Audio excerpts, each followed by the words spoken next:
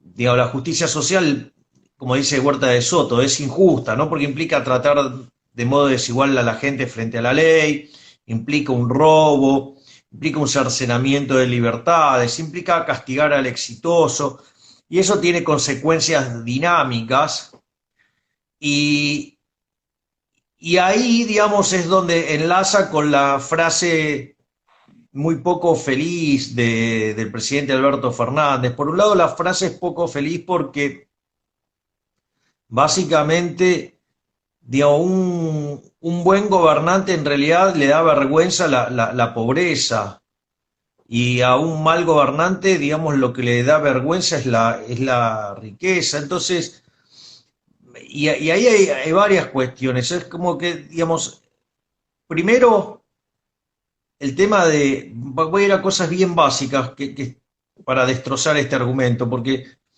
primero es la igualación siempre es para abajo, ¿sí? Es decir, vos no podés hacer a una sociedad más inteligente matando a los inteligentes, sí, para promediarlo. Entonces te van a decir, no, bueno, lo que pasa es que nosotros siempre decimos que eso es igualar para abajo, ellos dicen que no, que en realidad es igualar para arriba. Bueno, el primer problema que tienen es la evidencia empírica, ¿no? Digamos, o sea, el más reciente es Venezuela. Es verdad, alcanzaron la igualdad, pero son todos pobres. El 96% de los venezolanos son pobres. Y Sí, eso, tal digamos, cual. ya lo habían alcanzado en Cuba y, digamos, o sea, pero aparte es increíble, ¿no? Porque es un país, digo, a ver, lograron que Cuba, digamos, o sea, se quede sin azúcar, que en Venezuela falte la gasolina, que acá haya hambre, ¿no? Digo, es una cosa verdaderamente impresionante. Con respecto a lo que dijiste, me quedé helada de un artículo que vi muy, muy mal redactado acerca de que la emisión monetaria no generaba inflación. Así el título, en el medio que vos mencionaste. Bueno, lo googleé, todo, no es economista, no se conoce, no sé quién es el tipo, la verdad que me quedé helada. Realmente una barbaridad tras otra en ese artículo.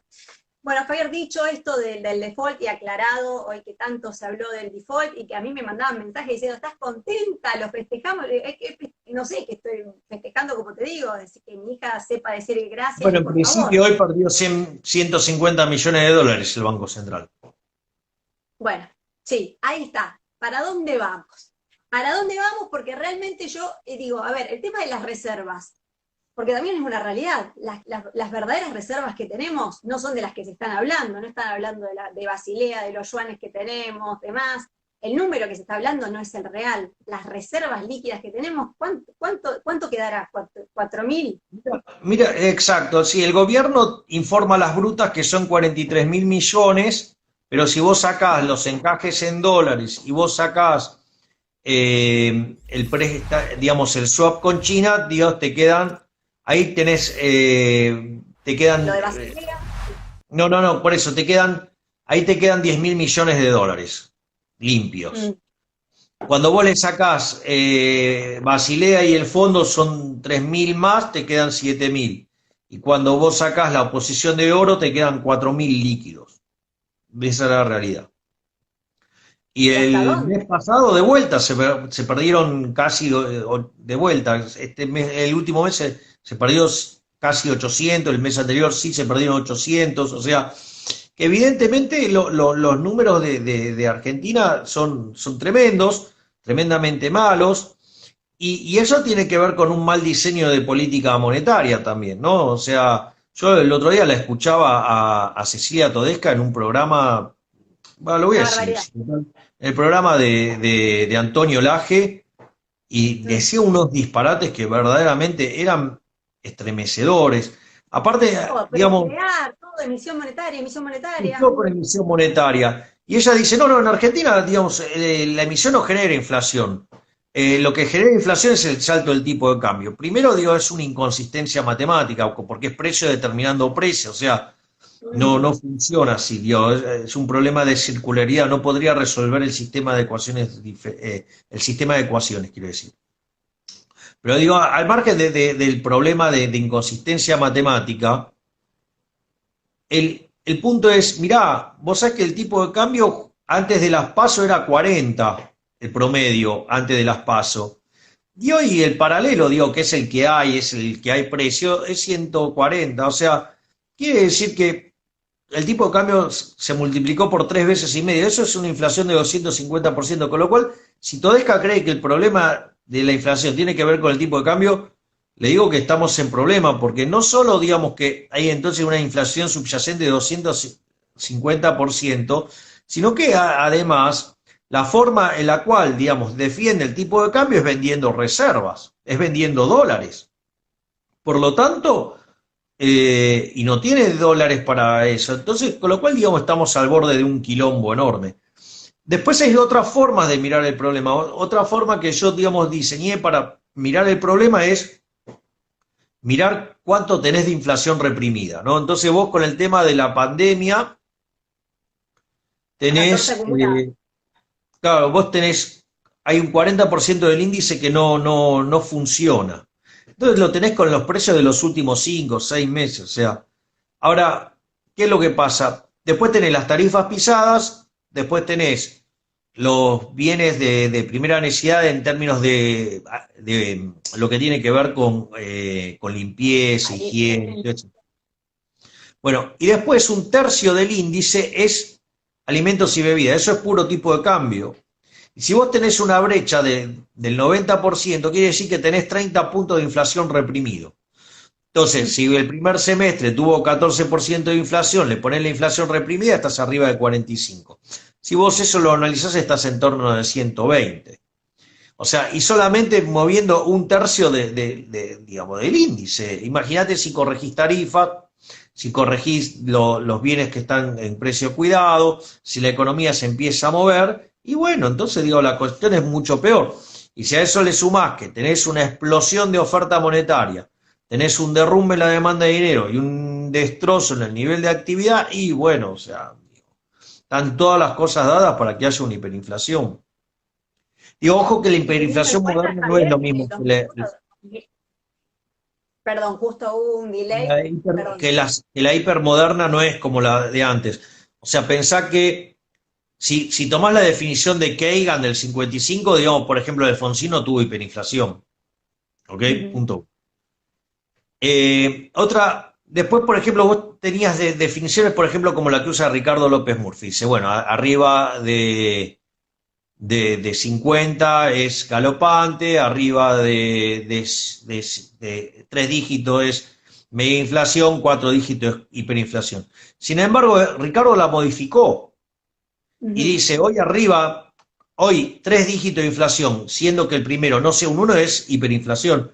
Y tiene sentido eso, nosotros lo hablamos en un vivo, porque, y él dio, a la luz de eso, cambió la definición, Sí. y tiene que ver con el hecho de que ponerle en Argentina el promedio de inflación en la década del 80, que fue cuando tuvimos la hiper, al final, Argentina tuvo en promedio 50 veces más inflación que el resto de la región, es decir, desde México, incluido hasta abajo, digamos, tuvo 50 veces más de inflación. Entonces, cuando vos tomás hoy el promedio de esa zona, es 3%. Bueno, entonces, digamos, una hiperinflación moderna es 150. ¿Me comprendés? O sea, sería equivalente al desastre que causó Alfonsín, motivo por el cual además se terminó yendo como una rata inmunda, asquerosa, el gobierno.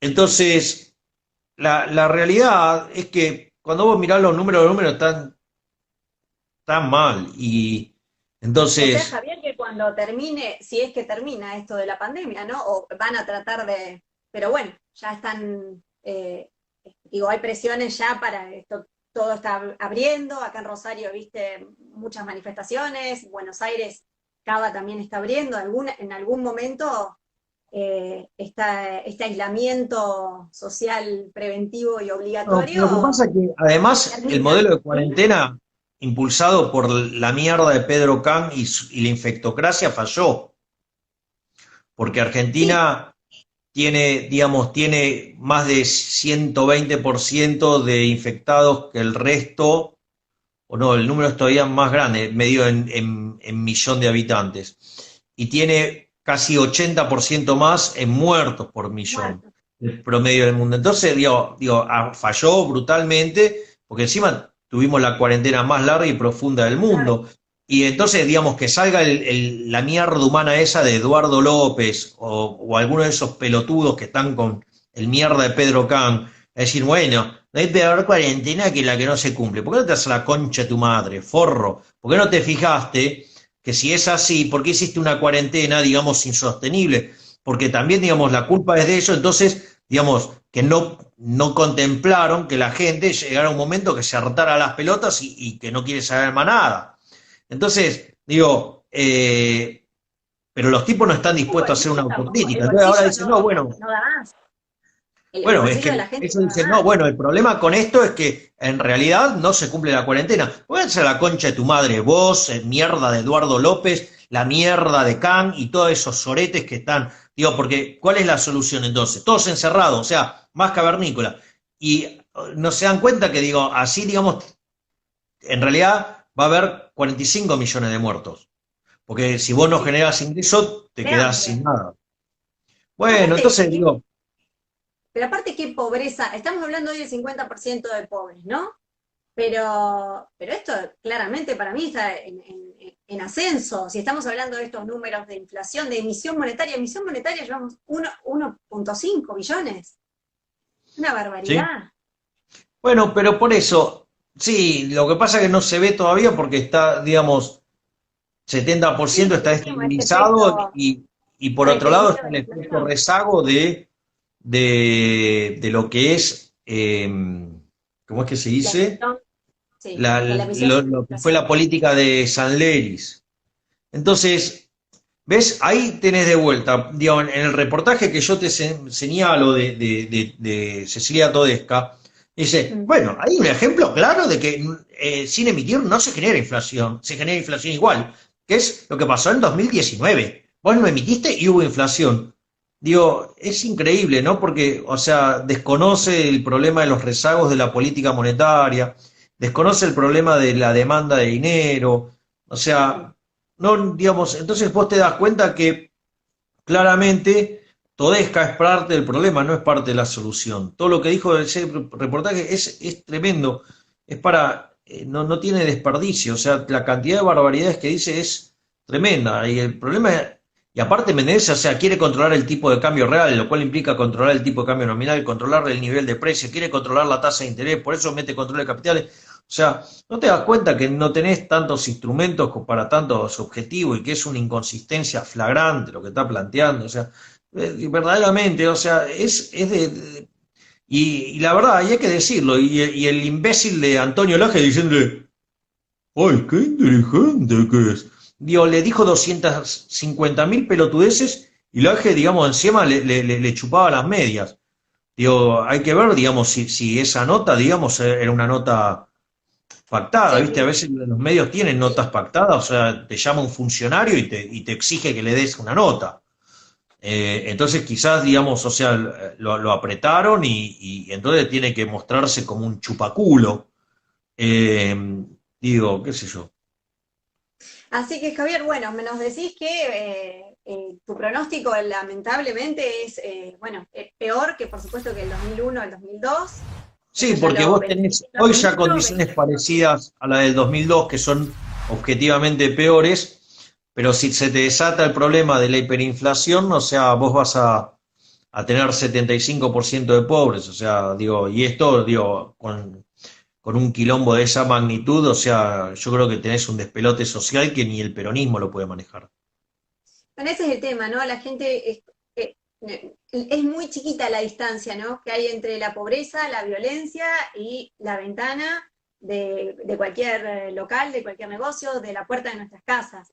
Es decir, si no atacamos, yo digo, a veces nos tratan de fríos cuando hablamos de números, más cuando tenemos una visión un poco más centro-derecha y demás, pero nuestra manera de justamente luchar contra esto es generando trabajo genuino. Sí, pero lo que hay que hacer A es un explicarle Estado más rico e ineficiente, ¿no? a ver, que esa visión, digo, es incorrecta. O Totalmente. sea, porque me comprendés, vos cuando vas al médico y el médico está leyendo tus análisis, vos no lo cagás a puteada por lo que dicen los análisis. Digo, uno va y le describe los problemas, o sea, digo, las estadísticas justamente tienen ese, digamos, esa función. Es decir, que la gente no lo entienda es otro problema, o sea, eh,